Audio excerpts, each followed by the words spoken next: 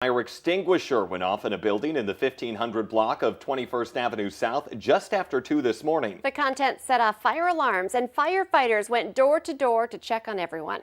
People were back in their homes within about 15 minutes. As Fargo and West Fargo Public Schools made the decision to start their fall semester with a hybrid model, Moorhead area public schools will also make their decision a little later today. It's a big decision to make in the Valley. Today's Brian Sherrod has a breakdown of the options that they could choose from. Good morning, Brian. And good morning, Jordan and Lisa. Just like Fargo and West Fargo Public Schools, Moorhead area public schools has to make a decision out of one of three options that they have as well. This is hybrid, in-person, and distance learning, and I have a breakdown of all three options for you. Now, with the hybrid option, students will attend school in a modified schedule. This limits the amount of students moving throughout the building during the day, classrooms, and buses. Buses will only load 50% of ridership capacity. Children from the same household will need to sit together. Childcare will be an option for those with kids in between the ages of 5 to 12. With the in-person option, students attend school every day with a normal classroom setting. They will follow additional safety precautions, including the use of face masks. Face coverings must completely cover the mouth and nose and required for anyone over the age of 5 entering the building.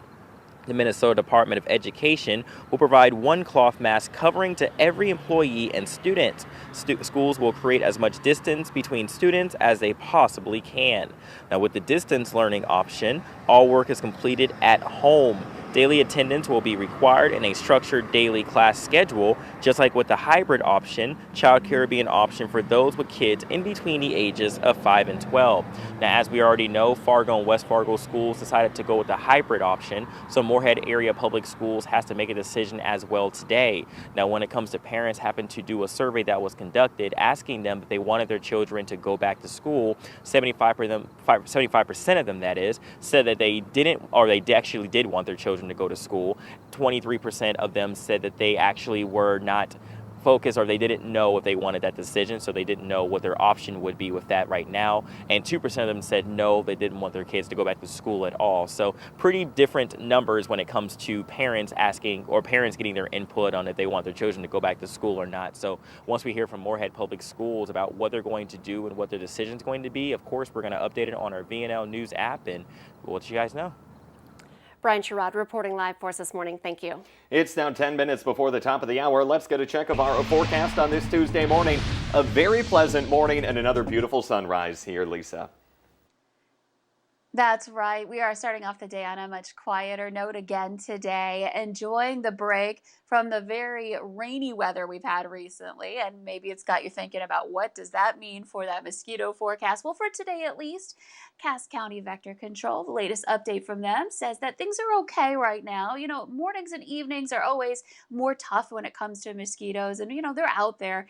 So we're looking at a more moderate level of dealing with them. Afternoon, midday, not so bad, but it's probably into the end of the week and next week where they're thinking that we'll see the results of the heavy rain that we've had recently and see a lot of mosquitoes hatching. So definitely want to be aware of that and have that bug spray with you if you're going to be out and about in the coming week. Here's a look at our flood warnings. As a result of that, you can see it's basically concentrated along the Red River, the main stem, and the red is going down in Fargo. We crested yesterday over 19 feet. We're about to drop below 18 feet here as we continue on through the morning, and things are looking drier for us for the most part today. We're looking at some mostly sunny to some partly cloudy skies. Temperatures that are into the 40s to the east, some upper 50s to some 60s to the west. We're at 59 in Grand Forks, and Fargo's at 59 degrees. Here's a look at that sunrise on our hourly planner. Looking beautiful. And we'll see some mostly sunny to partly cloudy skies as we advance through the day today. A high of 84 degrees in Fargo. Wind switches southerly and gets a little more brisk as we continue on through the day. We'll have some strong wind gusts heading into the afternoon, and especially for tonight. That's also when we may get a thunderstorm or two working their way through, and a couple of them may be a little stronger out to the west, something to be aware of. As we work our way through the rest of the week, we're looking at the muggy meter going up. We're going to see the conditions start to feel a bit more muggy heading into tomorrow, and then feeling more humid toward Thursday and into Friday, with our next chance for storms approaching for the end of the week. We'll see those spotty storms Friday evening and into the overnight hours Friday. Sounds great. Thank you, Lisa. Breaking overnight, Minnesota State troopers say alcohol was involved in a rollover crash that seriously injured 2 people. The driver of a pickup drifted toward the ditch along Highway 6 in Itasca County, overcorrected, and then ended up rolling that vehicle into the other ditch. Both people in the truck were airlifted to the hospital. Both of them have serious life-threatening injuries. Now, the victims are from Cass Lake, Minnesota. The father and stepmother of an 8-year-old Minnesota girl are facing murder charges after the extremely malnourished girl was found dead in the family's apartment. Brett and Sarah Hollow of Elk River were charged yesterday with second-degree murder and first-degree manslaughter. Charges stem from the death of Autumn Hollow. Court documents say police came to their home Thursday after being told the girl was partially submerged in a bathtub. Officers saw Sarah Hollow giving the girl chest compressions, even though they say the girl's body was rigid. Another child told police the couple would tie up the girl with a belt and put her in a sleeping bag. Autumn weighed just 45 pounds at the time of her death. A local Black Lives Matter activist is filing a complaint against one of the Moorhead police officers who stopped her for speeding over the weekend. There have been more than 2,000 views of this video posted to Facebook by Faith Dixon.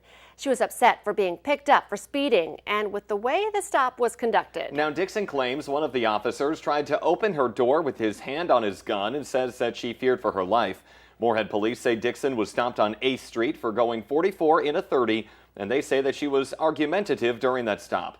Valley News Live has requested the release of police video of that traffic stop, and police say they will make it available, but they have not yet released it. A Grafton, North Dakota police officer is now in intensive care following a shootout over the weekend. Police were trying to arrest 37-year-old Ruben Cruz for an outstanding federal warrant. While Cruz was running away, they say he fired several shots at law enforcement, hitting Lucas Campoverde in the chest. He's now in stable condition in the ICU at All True Hospital in Grand Forks. Community members say they're remembering all the amazing things that Campo Verde does for the community, like creating the first esports program for kids at the Grafton High School. His main goal with being an esports coach was to make sure that he could get kids to get through school. Every once in a while we have a few kids that start to slip through the cracks, and he helped catch some of those kids this year. Now, Cruz is also in the ICU with gunshot wounds. Campoverde's family says they will be releasing a statement to the community, and when that happens, you'll find it right on our VNL News app. A Roseau, Minnesota man is now facing 2 counts of vehicular homicide after a deadly crash in North Fargo over the weekend. Henry Kohler is accused in the deaths of his passenger and a motorcycle driver. Police say Kohler hit 22-year-old Pierce Queen with his car, then smashed it into a utility pole. Queen died at the scene. A passenger in Kohler's car, 25-year-old Wayne Zeeley, died at the hospital of his injuries. Now, that crash happened Saturday night in the 700 block of 14th Street North. Police say that Kohler told them he was returning to his apartment after a trip to Empire Liquors, and he was looking down at his GPS right before that crash. They say he blew a .159 on his breath test. That's almost twice the legal limit to drive.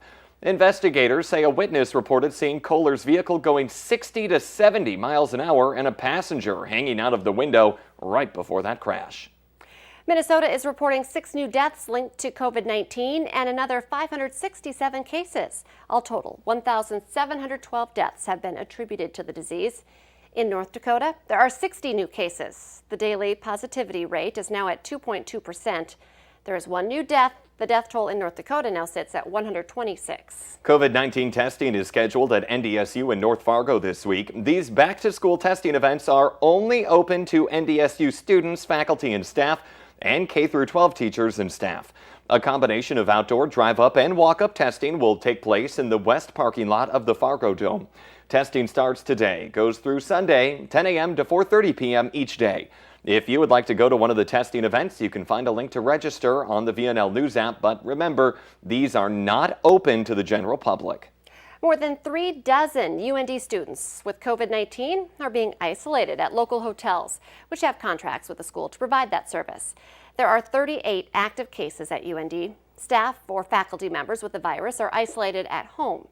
The university will also be hosting COVID-19 testing events this week. They'll also be open for K-12 and UND faculty and staff tomorrow through Friday, and another one just for UND students on Sunday.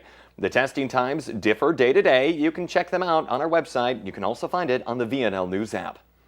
Fargo is joining in on the search now for a COVID vaccine, and you might be able to help. More than 160 vaccines are in development around the world, but only a handful are in that phase 3, ready for large-scale testing. Here in Fargo, Little Stall Research is taking part in one of those trials. Little Stall is looking for a few hundred volunteers in the next 8 weeks to take part in this COVID-19 vaccine trial. You have to be between the ages of 18 and 85. You can have underlying health conditions but cannot be pregnant or plan to become pregnant. And you also cannot have tested positive for COVID-19 previously.